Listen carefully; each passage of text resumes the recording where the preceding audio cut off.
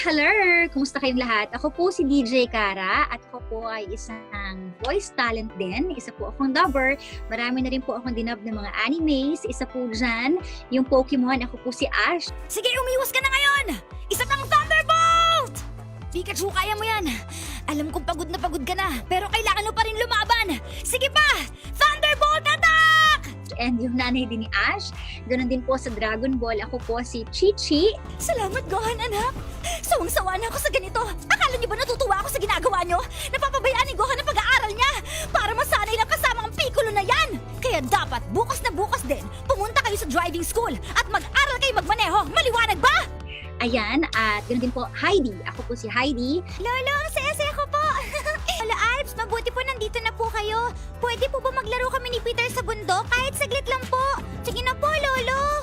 Nagdub din po ako sa Powerpuff Girls. Ako naman si Buttercup. Nakaka-relax ang gunting mo. Gusto ko itong titigan buong araw. Di ba lumulutang naman ang mga rubber ducky? Halika na, alis na tayo.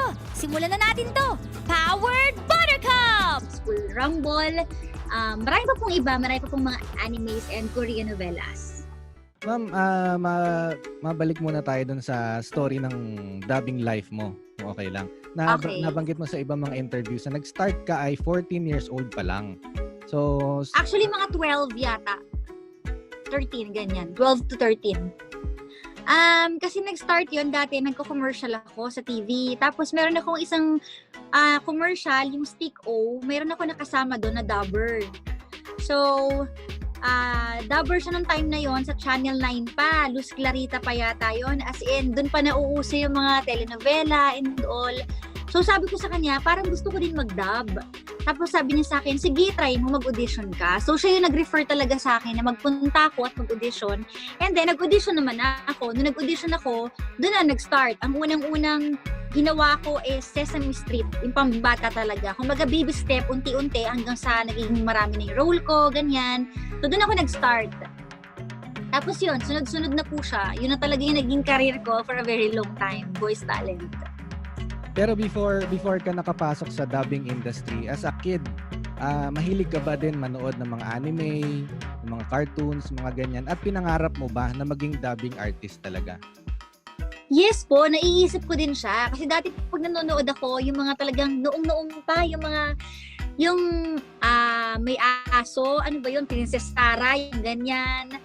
Ang dami ko talaga napapanood na ganyan. And minsan nai-imagine ko na rin yung sarili ko na parang isa ako dun sa nagboboses. Kasi before pa lang sa school, mahilig na ako sumali sa mga declamation contest. So mahilig talaga ako mag-arte-arte. So gusto ko na talaga siya. So minsan hinihinaan ko din yung TV, tapos ako yung nagsasalita. Ganon. So nung nagkatotoo, sabi ko, wow, dubber na ako. Ganon. Tapos nung nagkatotoo na, eto na, boses mo na yung lumalabas sa TV. Ano yung mga may pagkakataon ba na ipinagyayabang mo na, ay, boses ko to, nay, mami, daddy, nanay, tatay, ito na yung, kumbaga, pangarap ko to dati, ngayon natutupad na. Oo, nung umpisa, talagang sa mga classmates ko, kasi nasa school pa ako yun, sabi ko, manood kayo, ganyan, bukas ng umaga. Talagang pinopromote ko po siya ng bonggang-bongga kasi parang na-amaze pa ako eh. Yun, tsaka ako pinapanood ko din minsan, gumigising pa talaga ako na maaga para lang mapanood. Pero sa haba ng taon, nasanay na lang din ako, tsaka pag may nakikita ako mga kaibigan, every time na malalaman nila na dubber ako, wala silang ginawa kundi pasample naman. So nasanay na lang din ako. Ayan na, kumbaga ito na yung naging career mo for the longest time. Ano yung maituturing mo na big break talaga dun sa iyong the whole career of being a voice actor? Yung big break ko talaga na matatawag yung nagbibida rin naman ako sa mga Korean novela, sa mga cartoons, nagbibida na rin naman ako. Pero yung pinaka big break talaga, yung Pokemon. Kasi hindi naman talaga siya sa akin dapat eh. Dahil nung nagpa-audition dun sa bida, may ibang nag-audition para dun sa role na yon. And then ako, ang role ko, for Misty. So ngayon, nung parang sinabi lang ng director namin na sige, try mo na rin, parang pang-ano lang ako, pandagdag. Baka mapili ka din, ganun. So hindi talaga ako para dun. So tinry nila, actually yung line lang na ginawa ko, hindi siya buong episode, kalahati lang. So pinatry lang sa akin, tapos ako pa yung nakuha. So sabi ko, ba't ako? So siguro nagkataon lang na bumagay, ganun naman kasi yun eh, bagayan lang ng boses eh. So siguro nagkataon na bumagay sa akin, kaya yun na talaga. So nung nagkaroon ako ng Pokemon, ang tagal niya kasi ang dami niyang season, di ba? mula pagkabata hanggang sa tumanda ako, sabi ko, grabe, parang sobrang ilang years na to, tsaka ito talaga yung bumuhay sa akin, bumuhay sa family ko, kasi breadwinner ako. So, yung Pokemon talaga yung masasabi ko na bumuhay talaga sa aming lahat, kasi ang tagal niya, as in, dire-diretso siya. Pag natapos yung isang season, may kasunod ulit, sunod-sunod. So, very thankful ako and grateful ako dun sa opportunity na yun. Tapos yun nga, nag-trending pa yung video ko na nagdadub nun, yung sa Pokemon, tapos na-features sa Jessica Soho. So, sabi ko, yun talaga yung big break para sa akin. Nabanggit mo na ang tagal nung duration nung dubbing career mo. Ano yung mga pagbabago na nakita mo nung nagsimula ka at ngayon digital na? Nung nagsimula ka ba, digital na rin ba? Kasi sabi nung nila Monty Ripuyan, mga veteran voice actors, dati daw reel to reel, tape to tape, mga ganyan. Inabutan mo pa ba yun o digital? Ay, oo. Inabutan ko yun. Yung tipong hindi pa Pro Tools, yung malalaking tape na hindi ka pwede magkamali. Kasi pag nagkamali ka, yung kasabay mo magdadub, uulitin din yung part niya. Kasi magkakasama kayo kailangan yung overlapan, sakto.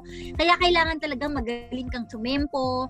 Hindi siya ganun kadali. Kasi minsan pag pinapanood mo, akala mo, ang dali lang yan. Pero hindi Pag tinatape mo na siya, hindi siya ganun kadali. Kasi magsasama-sama yung acting, yung presence of mind na nakaabang ka sa buka ng bibig, bawat hinga. Diba? Tapos bawal ka magkamali kasi may kasabay ka nga. So naabutan ko yun hanggang sa unti-unti, nag-iiba yung panahon nga. Ayan, nagkakaroon na ng computerized na, as in, yung pwede nang ikaw na lang mag-isa yung magdadub. Yun, ang galing din ng technology. Kaya yun, naabutan ko talaga lahat yun. So habang lumalaki ka, ano yung naging epekto palagay mo sa iyo nung anime? Kumbaga, panonood nung anime at being behind the scenes din nung anime industry sa Pilipinas. Meron ka bang naisip na parang epekto sa'yo? Nakakatuwa kasi parang nailalabas mo yung talent mo. Tapos ang galing din kasi pag naririnig mo yung sarili mong boses I mean, pag nanonood ako dati ng mga anime, akala ko gano'n lang siya kadali. Parang ang bilis, dumaan lang kwento. Pero ngayon, na-realize ko na pinaghirapan to. So, dun sa mga nagdadub, ng mga animes, at saka sa mga nanonood, malalaman nila na talagang hindi gano'n kadali mag-dub. 'Di ba? Hindi naman siya sobrang hirap, pero siguro nasa talent din talaga, tsaka passion mo kapag hilig mong gawin yung isang bagay. Ganon. So, hindi siya ganun kadali talaga. So, pinaghihirapan din talaga siya. Yung Ghost Fighter, isang character doon ay ikaw ang nag-voice.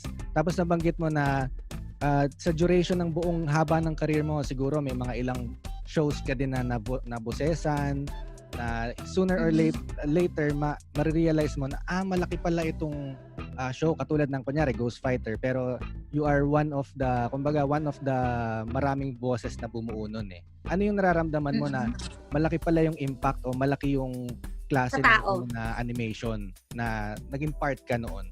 Sobrang saya kasi malalaman mo naman, grabe, ikaw pala yung nag-dub nun kapag may mga nagsasabi sa'yo ng ganyan. Grabe, idol, ganyan. Tapos naisip ko, boses lang naman yun, bakit tuwan-tuwa sila? So, ibig sabihin, ganun din talaga kalaki yung impact sa kanila. Lalo na sa mga nanonood ng anime. Yung mga anime lovers, ganyan. Tsaka minsan, ito pa, ang galing din ng mga tao, ang galing ng mga netizens. Kapag halimbawa, merong isang anime na halimbawa, ako yung nagdadub sa babae na to, tapos nawala ako, may pumalit sa akin, alam nila. Kumbaga ganun sila tawag dito, parang nakaabang talaga. Alam nila kapag medyo, hindi na siya yung nagdadub dito. Alam nila, so ang galing lang, nakakatuwa na ganun sila focus doon.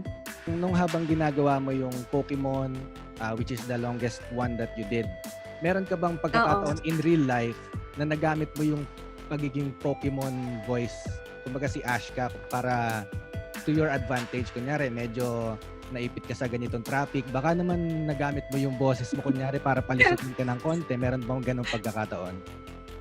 Actually, wala. Kasi yung boses ni Ash, sobrang hirap talaga niya. At nung ginagawa ko siya, doon ako napapagod. Sa lahat ng dinab ko, real talk to, sa lahat ng dinab ko, sa kanya lang ako napapagod, yung utak ko, yung emosyon ko. Kasi hindi lang yung pagiging energetic niya yung ginagawa ko, yung gano'n talaga lang boses na siga, astig, tapos lalaki. Sobrang hirap niya i-portray.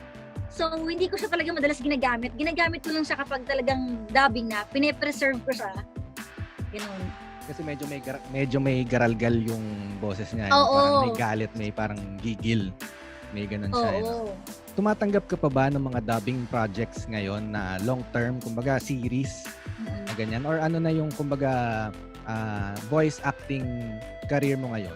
Siguro dahil na busy kasi ako, syempre nagra-radyo na ako, tapos nagva-vlog na ako. Sobrang busy ko na.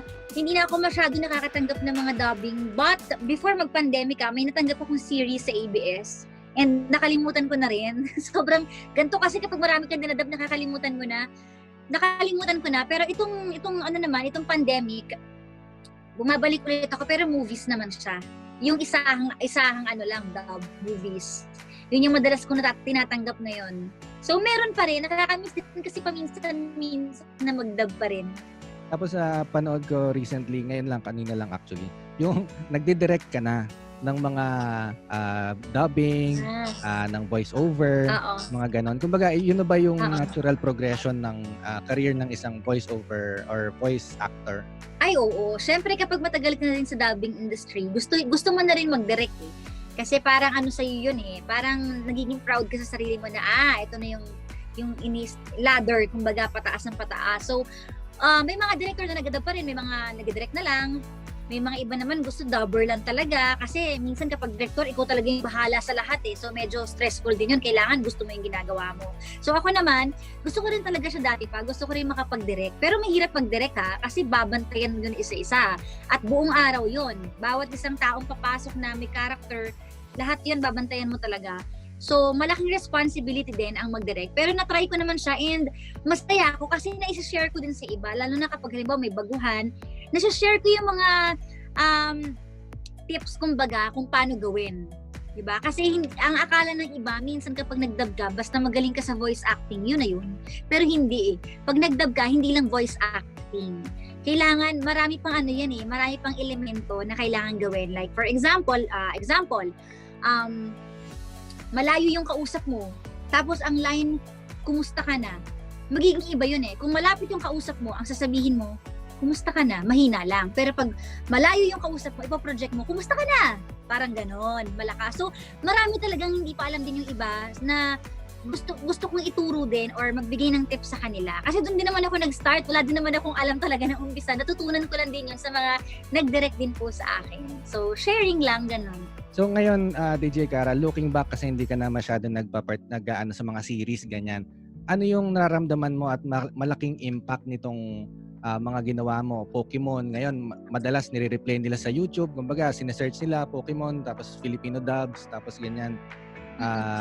Binabalik-balikan nila at ngayon nga sa Netflix, di ba, pinalabas ulit yung Ghost Fighter. Kumbaga, parang nare-revive yung mga dubbing projects na ginawa mo na before. Ano yung nararamdaman mo na meron pa rin siyang kapit, kumbaga. Dikit pa rin siya sa masa. Masaya ako kasi parang forever na nakatatak yung boses ko doon. Kumbaga kahit anong mangyari, kahit magkaroon ng bagong generation, makikwento nila din sa mga anak nila. Oh, parang tanda ko na tuloy.